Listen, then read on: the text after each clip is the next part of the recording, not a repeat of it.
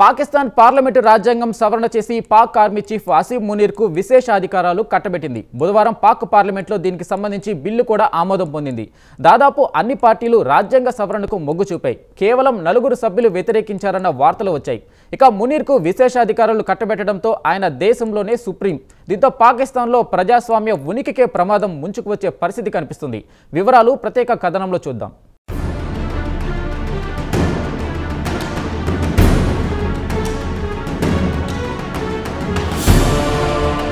గత కొన్ని రోజుల నుంచి పాకిస్తాన్లో రాజ్యాంగ సవరణ చేసి పాక్ ఆర్మీ చీఫ్ అసీం మునీర్కు విశేష అధికారాలు కట్టబెడతారన్న వార్తలు పెద్ద దుమారమే రేపాయి.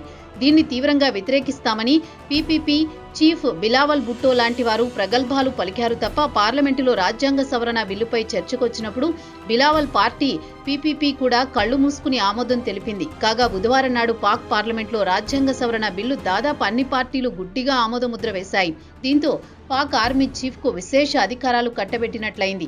అదే సమయంలో సుప్రీంకోర్టు అధికార పరిధిని తగ్గిస్తూ రాజ్యాంగ సవరణలు చేసింది.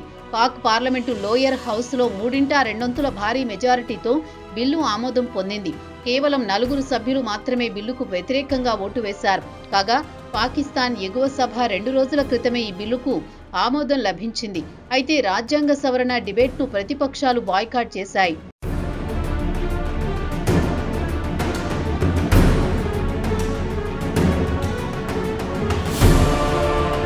వాస్తవానికి రాజ్యాంగ సవరణ బిల్లు విషయానికి వస్తే దీనిపై లోతుగా చర్చలు జరగాలి. బిల్లు ఆమోదం పొందడానికి కొన్ని వారాల పాటు లేదా కొన్ని నెలల పాటు చర్చ జరగాలి.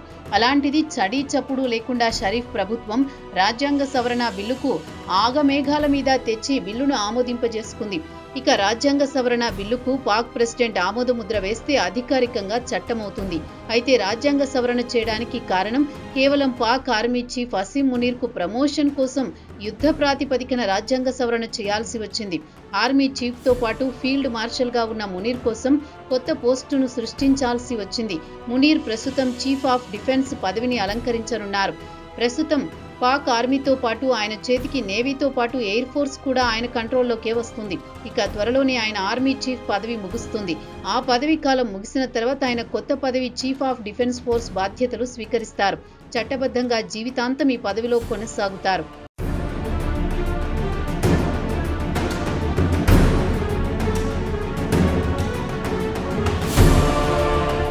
కాగా రాజ్యాంగ సవరణ బిల్లు ఆమోదం పొందడం పట్ల ప్రధాని షెహబాజ్ షరీఫ్ హర్షం వ్యక్తం చేశారు. జాతీయ ఐక్యతకు రాజ్యాంగ సవరణ చేయాల్సిన వచ్చింది వివరణ ఇచ్చుకున్నారు.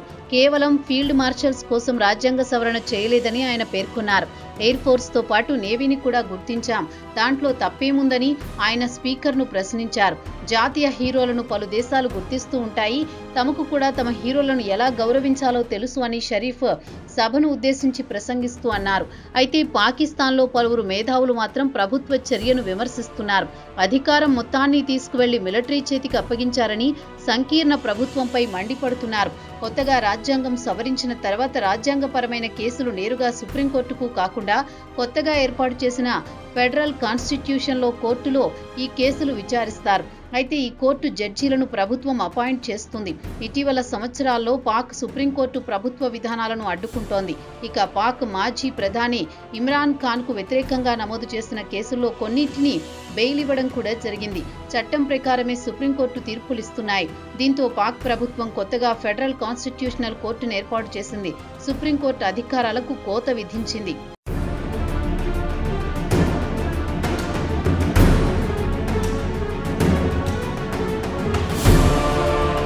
ఇక సభలో బిల్లు చర్చకు వచ్చినప్పుడు మాజీ ప్రధాని ఇమ్రాన్ ఖాన్ పార్టీకి చెందిన తెహ్రీక్ ఏ ఇన్సాఫ్ సభ్యులు మాత్రం వాకౌట్ చేశారు. నిరసనగా సవరణ బిల్లుకు సంబంధించిన కాపీలను చించేశారు. ప్రభుత్వం రాజ్యాంగ సవరణ గురించి తమకు సమాచారం ఇవ్వలేదని పీటీఐ సభ్యులు ప్రభుత్వంపై మండిపడ్డారు. ప్రభుత్వం పార్లమెంటు సభ్యులను పట్టించుకోవడం లేదు, కోర్టులను లెక్కలోకి తీసుకోవడం లేదు, ప్రభుత్వం వంటెద్దు పోకడ పోతోందని మండిపడ్డారు. ప్రభుత్వం ఇష్టం వచ్చినట్లు రాజ్యాంగాన్ని సవరణ చేసుకుంటూ పోతే తాము మౌనంగా ప్రేక్షక పాత్ర వహించాలా అని పీటీఐ అధికార ప్రతినిధి జల్ఫికర్ బుఖారీ ప్రభుత్వంపై ధ్వజమెత్తారు. పాకిస్తాన్ బనానా రిపబ్లిక్ గా మారిపోయిందని ఆగ్రహం వ్యక్తం చేశారు. ఇక దేశంలో లీగల్ ఎక్స్పర్ట్ కూడా తాజాగా రాజ్యాంగ సవరణ చేయడం పట్ల ఆవేదన వ్యక్తం చేశారు. ప్రభుత్వం న్యాయ వ్యవస్థ స్వాతంత్ర్యాన్ని దెబ్బతీస్తుందని హెచ్చరించారు.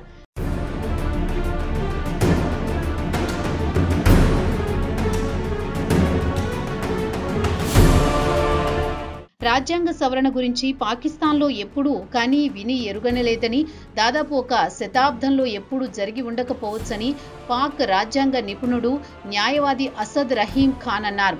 పార్లమెంటులో ఒకరినొకరు దూషించుకునే మన పార్లమెంటు సభ్యులు రాజ్యాంగ సవరణ సమయంలో అంతా ఒక్కటై బిల్లును ఆమోదించుకున్నారని రహీం ఖాన్ ఆగ్రహం వ్యక్తం చేశారు. పార్లమెంటు సభ్యులంతా కలిసి కోర్టుల స్వయం ప్రతిపత్తికి గండి కొట్టారు. న్యాయ వ్యవస్థను ధ్వంసం చేశారు. తాజాగా రాజ్యాంగాన్ని సవరించడం అంటే స్వతంత్ర ప్రతిపత్తి కలిగిన న్యాయ వ్యవస్థకు ఉరివేసినట్లే అని కాన్స్టిట్యూషనల్ లాయర్ మీర్జా మొయిజ్ ఆవేదన వ్యక్తం చేశారు. సుప్రీంకోర్టును నిర్వీర్యం చేసి కొత్తగా ఫెడరల్ కాన్స్టిట్యూషన్ కోర్టుకు తీసుకువచ్చారు. ఆ కోర్టు చీఫ్ జస్టిస్లతో పాటు జడ్జీలను ప్రధాని, ప్రెసిడెంటు నియమిస్తే ఇక చట్టాలు ఎలా పనిచేస్తాయో ప్రత్యేకంగా చెప్పాల్సిన పని లేదన్నారు.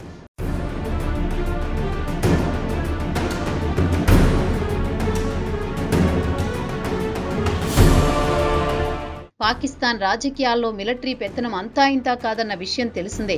ఇప్పటికీ పాక్ ఆర్మీ ప్రభుత్వంపై పెత్తనం చెలాయిస్తోంది. అలాంటిది ఇప్పుడు ప్రభుత్వమే అధికారికంగా అదనపు పెత్తనం కట్టబెట్టింది. ఒక్కసారి రాజ్యాంగాన్ని మార్చి ఆర్మీకి అదనపు బాధ్యతలు అప్పగిస్తే తిరిగి దాన్ని వెనక్కి తీసుకోలేమని మోయిజ్ అన్నారు. గతంలో మిలిటరీ డిక్టేటర్లు రాజ్యాంగాన్ని మార్చాలంటే భయపడేవారు. అలాంటిది పార్లమెంటు అధికారికంగా రాజ్యాంగాన్ని మార్చి మిలిటరీకి విశేష అధికారాలు కట్టబెట్టిందని ఆవేదన వ్యక్తం చేశారు బేగ్. మొత్తానికి ప్రధాని Shehbaz Sharif, PMLN supreme leader Nawaz Sharif, PPP chairman Bilawal Bhutto అందరూ కలిసి స్పెషల్ సెషన్లో 27వ రాజ్యాంగ సవరణ బిల్లును విజయవంతంగా ఆమోదించారు. ఇక బిల్లుపై రాచముద్ర వేయాల్సింది ప్రెసిడెంట్ ఆసిఫ్ అలీ జర్దారీ. ఇక ఆయన కూడా ఈ రోజో రేపో ఆమోదముద్ర వేస్తే బిల్లు కాస్త చట్టమవుతుంది. కొత్త చట్టం ప్రకారం president chief of defence forces ను ప్రధాని సలహా మేరకు నియమిస్తారు. దీంతో ఇప్పటి వరకు ఉన్న chairman, joint chief of staff committee ఈ నెలతో రద్దవుతుంది.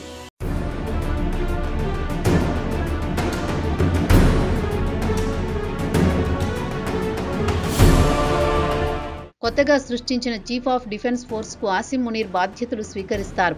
పాకిస్తాన్ విషయానికొస్తే స్వాతంత్ర్యం వచ్చిన తర్వాత నుంచి మిలిటరీ పాలనలోనే ఎక్కువ భాగం కొనసాగింది. రాజ్యాంగం గురించి జనరల్ జియా ఉల్ హక్ తేలికగా తీసి పారేశారు. అదో చిత్తు కాగితమని పలుమార్లు వ్యాఖ్యానించారు. కావాలనుకుంటే ఎప్పుడు కావాలంటే అప్పుడు మార్చుకోవచ్చు అనేవారు. ఆయన హెలికాప్టర్ ప్రమాదంలో చనిపోయాడు కాబట్టి సరిపోయింది, లేదంటే ఇప్పటి వరకు ఆయనే పాకిస్తాన్ను పాలించేవాడు. అలాగే ముషారఫ్ కూడా రాజ్యాంగం గురించి చులకనగా మాట్లాడేవారు.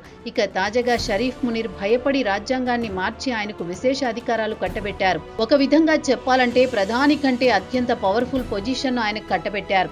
ఇక పాక్ ను ఆ పైవాడే కాపాడాల్సిందే అని పాక్ మేధావులు కూడా లోలోన గుసగుసలాడుకుంటున్నారు.